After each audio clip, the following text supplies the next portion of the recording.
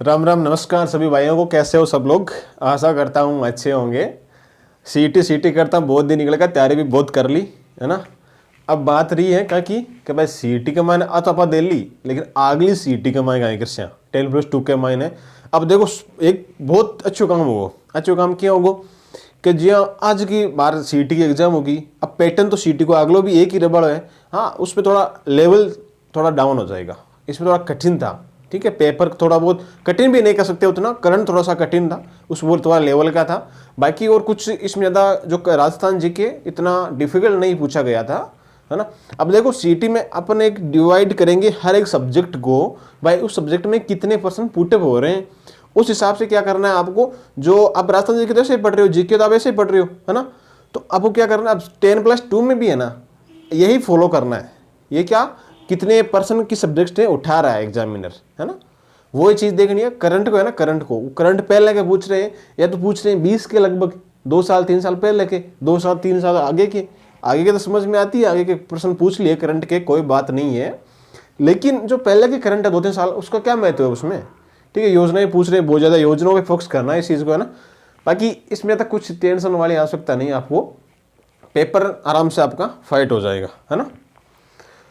अब देखो राजस्थान कला इतिहास, राजस्थान में क्या पूछा गया था हिस्ट्री में, हिस्ट्री और आर्ट एंड कल्चर में दोनों के बता दूं मैं। 28 से 32% पुटअप हुए, सारी चारों शिफ्ट की मैंने। ठीक है, एवरेज बता रहा हूँ आपको, एवरेज निकाला सभी का, भाई कितने % हिस्ट्री के आ रहे हैं, कितने आर्ट एंड कल्चर के आ रहे हैं, उस हिसाब से आपको बता रहा हूँ दोस्त, है ना। अब मैं राजस्थान कला इतिहास 28% से 32% हो गए, है ना।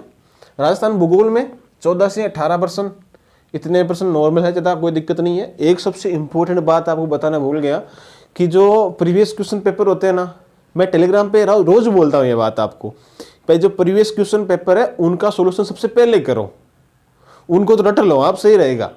क्योंकि एग्जाम में तो क्या करता है, बहुत सारे क्वेश्चन वहीं से पुटअप कर लेता है सीधा, और आप लोगों की दुआ रही मेरे साथ, अपने साथ, तो मैं कुछ दिन बाद में, कुछ टाइम मेरे को मिल जाए तो उसके बाद में क्या करूं, जैसे ऐसा इंटरव्यू हो जाए उसके बाद में है ना, आपको क्या करूंगा, जो प्रीवियस क्वेश्चन है ना उनको सोल्व करवा दूंगा। दिन का 20-30 मिनट लूंगा आपका, ठीक है। आपकी इच्छा हो तो, है ना। आप कमेंट बॉक्स में कमेंट करना दोस्त, क्योंकि प्रीवियस जितने भी अधीनस्थ बोर्ड कर्मचारी हैं उसके और आरपीएससी बोर्ड के, क्योंकि दोनों के जीके तो सेम ही रहता है ना। वो तो इंडिया जीके 7 से 10% पूछे गए थे, सीए के कितने पूछे गए थे, करंट अफेयर के, करंट अफेयर मार डाला इसमें तो ना, थोड़ा डिफिकल्ट भी था करंट, है ना। 24 से 28, रीजनिंग मैथ 27 से 22 पूछे गए थे, और साइंस में कितने पूछे गए थे, साइंस से पूछे गए 10। ठीक है, 10% साइंस के, हिंदी के और अंग्रेजी के, इनका भी टेस्ट ठीक था। ठीक है, और जिनको भाइयों को मैथ नहीं आती है उनको कोई दिक्कत वाली बात नहीं है, रीजनिंग तो हर कोई कर देता है। बाकी मैथ नहीं आती है तो मैथ के 4-5%, 6% लास्ट पूछते हैं, 7% मान लो, तो वो छोड़ भी आ जाओगे आप, नहीं भी आ रहे हैं तो भी आपको कोई दिक्कत नहीं, कोई दिक्कत नहीं होने वाली इसमें। कंप्यूटर के और पॉलिटी भी कुछ ठीक थी, करंट भी कुछ ठीक था। 2 सब्जेक्ट का ऐसा बोल सकते हो आप कि इनका लेवल कुछ बढ़िया था, है ना। इन 2 के बारे में बोल सकते हो, एक तो अपने पॉलिटी हो गया और एक सी हो गया, है ना दोस्त।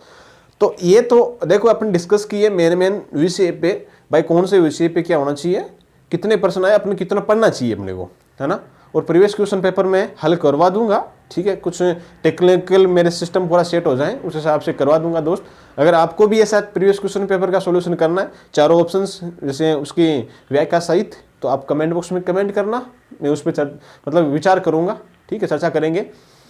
अब देखो कितनी पोस्ट का कितने गुना पास करेंगे, ये भी बहुत सारे दोस्त का मतलब क्वेश्चन होगा, उसके माइंड में चल रहा होगा कि देखो अगर 15 गुना की बताया जा रहा है बोर्ड के द्वारा, लेकिन 15 गुना कर दिया तो उसमें उलझन ये हो जाएगी कि अलग अलग पोस्टों में कई पोस्टों में कम आती है वैकेंसी, कई में ज़्यादा आती है। जितनी पोस्ट होती है उसके हिसाब से 15 गुना के बोला गया है, लेकिन शायद ये प्रॉपर तरीके से वर्क नहीं करेगा, ठीक है। और दूसरा बात, बोर्ड से ये भी बोला गया है जिसके न्यूनतम 40% का क्राइटेरिया है उसको क्या दी जा सकती है, शिथिलता मिल सकती है उसको, है ना। जैसे वीडियो के अंदर मिली है वैसे शिथिलता मिल सकती है 40%, जैसे ऊपर है उनके 40%, नीचे तो नहीं होनी चाहिए, न्यूनतम कम से कम बता रहा हूँ 40% क्राइटेरिया होना चाहिए, इतना तो बेसिक बनता ही है, ठीक है। अब देखो 4 शिफ्ट हुई थी इसमें, 4 शिफ्टों में से पहली शिफ्ट फर्स्ट, सेकंड, थर्ड और फोर्थ, इनके मैं एवरेज से आपको बता दूं कि एवरेज के हिसाब से जब मैंने